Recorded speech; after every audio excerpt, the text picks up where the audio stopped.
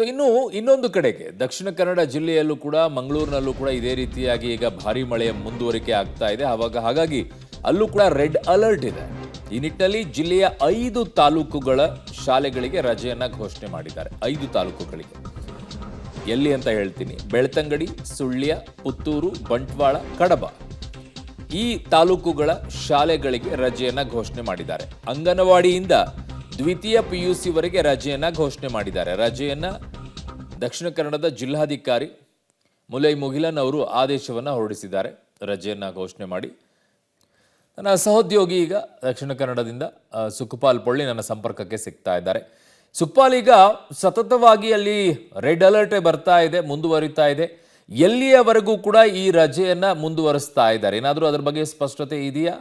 ಅರುಣ್, ಕಳೆದ 4 ದಿನಗಳಿಂದಲೂ red alert ಇತ್ತು. ಹಾಗಾಗಿ ಆ ಸಂದರ್ಭದಲ್ಲಿ ಭಾರಿ ಮಳೆ ಆಗುತ್ತೆ ಅನ್ನುವಂತ ಸೂಚನೆ ಹಿನ್ನೆಲೆಯಲ್ಲಿ ಎಲ್ಲಾ ಶಾಲಾ ಕಾಲೇಜುಗಳಿಗೆ ರಜೆ ಕೊಡಲಾಗಿತ್ತು. ಗ್ರಾಮೀಣ ಪ್ರದೇಶದಲ್ಲಿ ಬಹಳಷ್ಟು ಹೆಚ್ಚಿನ ಮಳೆ ಆಗಿತ್ತು. ಜೊತೆಗೆ ಪಶ್ಚಿಮ ಘಟ್ಟದಲ್ಲೂ ನಿರಂತರ ಮಳೆ ಆಗ್ತಾ ಇದೆ. ಹಾಗಾಗಿ ನದಿಯೆಲ್ಲ ತುಂಬಿ ಹರಿತಾ ಇದೆ. ಇವತ್ತು ರೆಡ್ ಅಲರ್ಟ್ ಇರೋದ್ರಿಂದ ಗ್ರಾಮೀಣ ಭಾಗದಲ್ಲೇ ಹೆಚ್ಚಾಗಿ ಮಳೆ ಬರುತ್ತೆ ಅನ್ನುವಂತ ಮುನ್ಸೂಚನೆ ಇದೆ. ಹೀಗಾಗಿ ಜಿಲ್ಲೆಯ 5 ತಾಲೂಕುಗಳಿಗೆ ಶಾಲಾ ಕಾಲೇಜುಗಳಿಗೆ ಅಂದ್ರೆ ಅಂಗನವಾಡಿಯಿಂದ ದ್ವಿತೀಯ PUC ವರೆಗೂ ರಜೆ ಕೊಡಲಾಗಿದೆ. ಬೆಳ್ತಂಗಡಿ, ಪುತ್ತೂರು, ಸುಳ್ಯ, ಜೊತೆಗೆ ಕಡಬ, ಬಂಟ್ವಾಳ ಈ 5 ತಾಲೂಕುಗಳಿಗೆ ರಜೆಯನ್ನ ಕೊಡಲಾಗಿದೆ. ಆ ಭಾಗದಲ್ಲಿ ಹೆಚ್ಚಿನ ಮಳೆ ಆಗುತ್ತೆ ಅನ್ನುವಂತ ಮುನ್ಸೂಚನೆ ಇದೆ.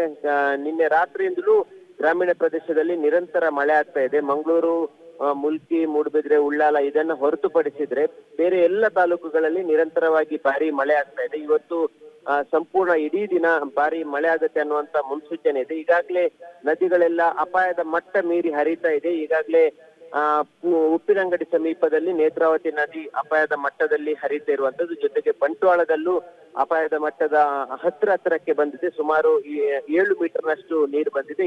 8 ಮೀಟರ್ ಬಂದ್ರೆ ಮತ್ತಷ್ಟು ಅಪಾಯ ಆಗುತ್ತೆ. ತಗ್ಗು ಪ್ರದೇಶದ ನೀರು ನುಗ್ಗುವಂತ ಭೀತಿ ಇದೆ. ಹೀಗಾಗಿ ಎಲ್ಲ ಅಂಶಗಳನ್ನ ಗಮನದಲ್ಲಿಟ್ಕೊಂಡು ಇವತ್ತು ಶಾಲಾ ಕಾಲೇಜುಗಳಿಗೆ ರಜೆ ಕೊಡಲಾಗಿದೆ. ಓಕೆ ಸುಖಪಾಲ್, ನಿಮ್ಮೆಲ್ಲ ಮಾಹಿತಿಗೆ ಧನ್ಯವಾದಗಳು.